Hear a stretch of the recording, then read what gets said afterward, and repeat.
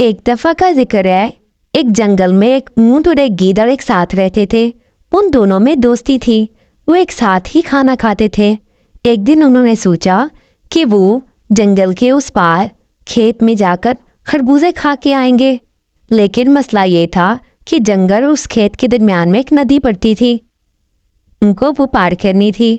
वो इस बारे में काफी बार सोचते थे, लेकिन एक दिन उन्होंने पक्का इरादा कर लिया कि वो खरबूजे खाकर ही आएंगे। वो नदी की तरफ चल दिए। वहां पर गीदड़ ने ऊंट से कहा, भाई, तुम मुझे अपनी पीठ पर बैठा लो। मैं तो छोटा हूँ, इस नदी को पार नहीं कर पाऊंगा। ऊंट ने उसकी बात पे हाँ कर दी और गीदड़ इस तरह ऊंट की पीठ पर बैठकर उस नदी को पार करने लगा। थोड़ी ही देर में उन दोनों ने वो नदी पार की और खेत में पहुंच गए। वहां जाकर वो मजे से मीठे मीठे खरबूजे खाने लगे। गीदड़ का पेट जरा जल्दी भर गया।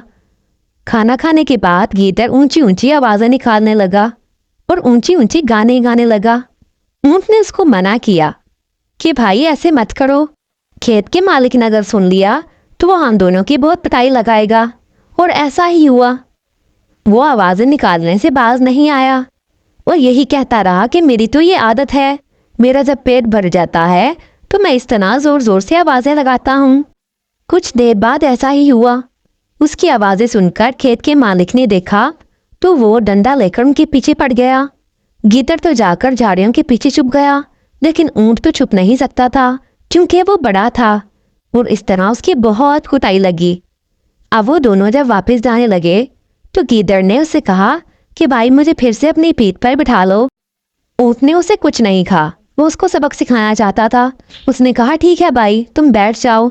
जैसे ही वो तैरते तैरते नदी के दरमियान में आया, वो जोर जोर से डुबकी लगाने लगा। गीदड़ बहुत डर गया। उसने उसे मना किया कि भाई ऐसे तो मैं डूब जाऊंगा, लेकिन ऊंट ने उसकी बात नहीं मानी। उसने कहा मेरी तो आदत है, मैं खाने के बाद ऐसा करता हूँ। गीदड़ उसको मना करता रहा कि भाई अभी रुक जाओ, मुझे बहुत डर लग रहा है, मैं गिर जाऊंगा।